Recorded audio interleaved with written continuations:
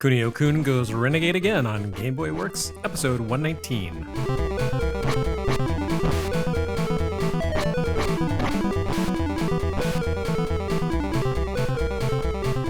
After Technos Japan created Neketsu Koha Kunio-kun, the game took on a strange life of its own.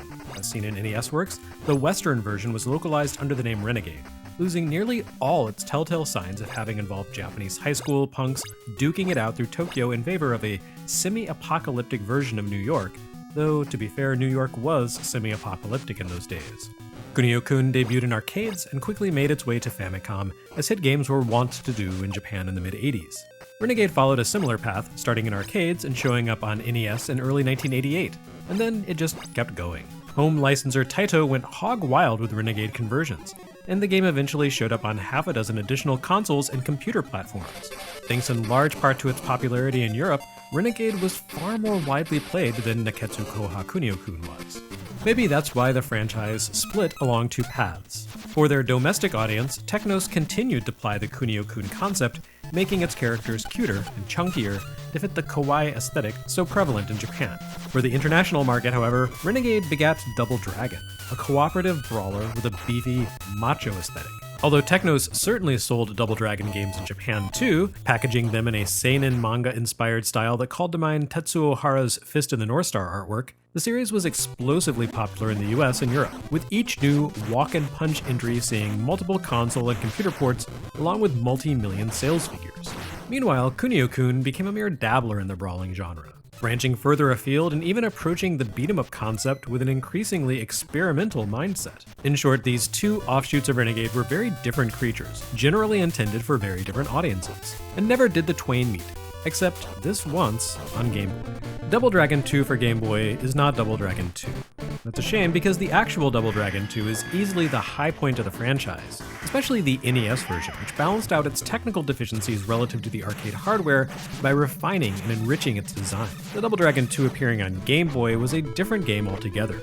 Where the first Game Boy Double Dragon is recognizable as an unreasonably difficult variant on the NES game, this feels like a step backward from that design to play more like Renegade, and that is because essentially this is Renegade, or rather a direct sequel/remake for the first Kunio-kun game.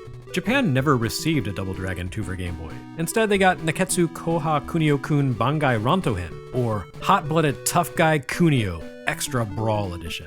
Bangai Rantohen plays a lot like the original Kunio-kun, but it's considerably expanded and refined. The journey Kunio-kun undertakes echoes the beats and locations of the original game, but you spend more time in each location. It's a much lengthier game, too. Where Renegade can be completed in about 10 minutes, a no-deaths playthrough of Bangai Rantohen takes about half an hour.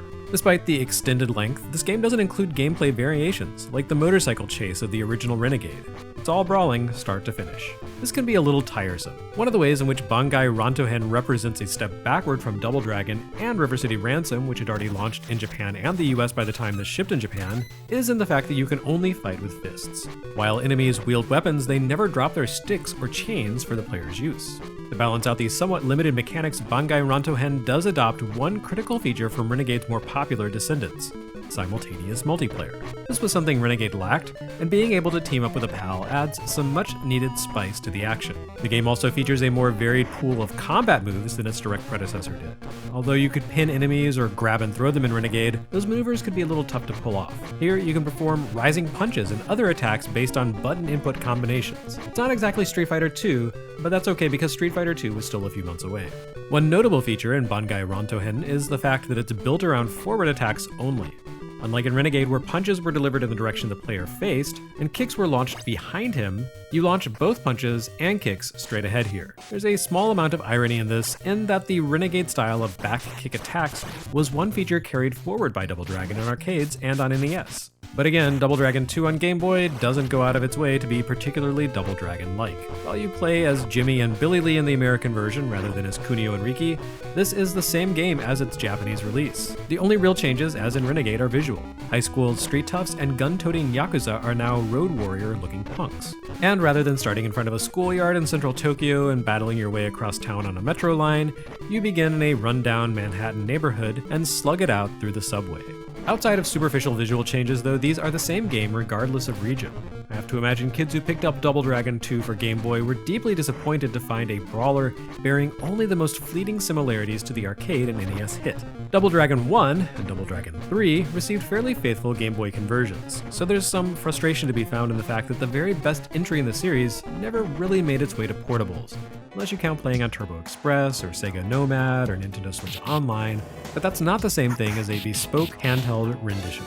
Despite being wrapped in this big bundle of disappointment, Double Dragon 2 actually is a solid brawler. It's a far fairer and more balanced game than the Game Boy port of the original Double Dragon.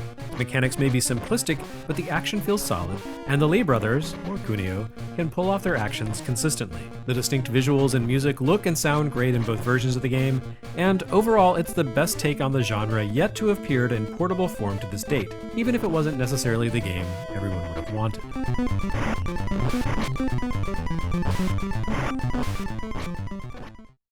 The game making the reverse international trip arrived in Japan the same day that Kunio-kun launched.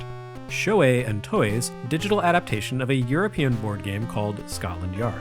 This isn't the first board game we've seen adapted to Game Boy, but it by far is the most ambitious. The original Scotland Yard is an asymmetric board game for 2 to 5 players. Several players play the role of the Scotland Yard police inspectors, while the last player, as the criminal mastermind Mr. X, attempts to invade them. The game plays out on a board laid out like metropolitan London, with Mr. X employing public transit, taxis, buses, and the Metro Rail to invade the inspectors. Most of the game is played blind, with the inspectors having only vague insight into Mr. X's movements and acting in concert with one another to coordinate and entrap him. Each turn, Mr. X's player draws a card that determines which system he uses to get about, but not which direction he takes with that vehicle. The London map is broken into more than 100 numbered points along the vast network of transit lines, and while Mr. X's movements are restricted by the transit he can use any given turn, he typically can choose from multiple directions at any given point on the map.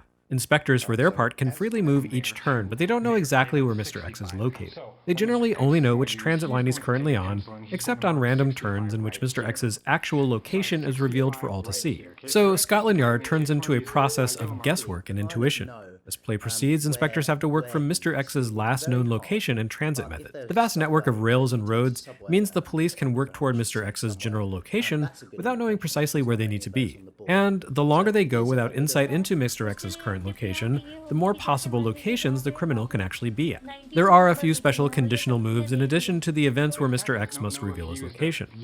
The thief can secretly use a handful of special moves, including an option to take any transit line without revealing it to his opponents. The game plays out over the course of 22 turns. If Mr. X can evade the heat for that long, he wins. Honestly, Scotland Yard sounds like a perfect fit for a video game adaptation, and indeed it has been adapted several other times through the years, including on CDI. However, the Game Boy rendition doesn't quite hit the mark. Scotland Yard on Game Boy allows 1 or 2 people to play, but Scotland Yard was meant to be a game for many more than 2 people. Collaborative strategy involved in taking the police role is a defining element of Scotland Yard. It's not as though a 4-player adapter didn't exist for Game Boy, so not being able to link up with other players controlling inspectors is a frustrating omission.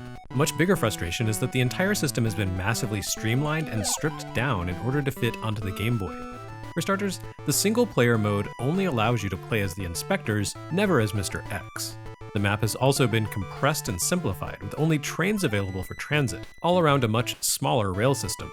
I suppose by way of compensation, the developers have created 5 different maps based on a variety of world capitals, including New York and Tokyo, but they're much less exciting than the actual board game map. Players move 3 inspectors around the map, slogging square by square, with severe limitations on their movements. There are a number of gimmick squares, including one-way passages and arrow blocks that work like conveyor belts, and these make the inspectors' movements more complex than they really ought to be. Reduced to monochrome icons, stripped down to a bare skeleton of the board game, cramped yet convoluted, Scotland Yard is an almost inscrutable experience for anyone not familiar with the original game. It's both abstract and sluggish, an unfriendly interface with a steep learning curve.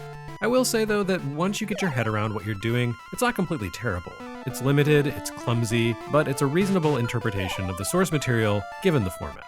It also plays out almost entirely through icons and fragments of English language text, making it very import-friendly. What little Japanese text exists is mostly there for effect. A bunny girl in the casino wishing you luck as you play slots, or inspectors shouting you down as they move in for the capture. So, I can understand the commercial impulse here, and it's not a terrible effort. But I don't think Game Boy was really up to the task of handling a complex, socially oriented board game like this. And what good is it to have a willing spirit, yet weak flesh?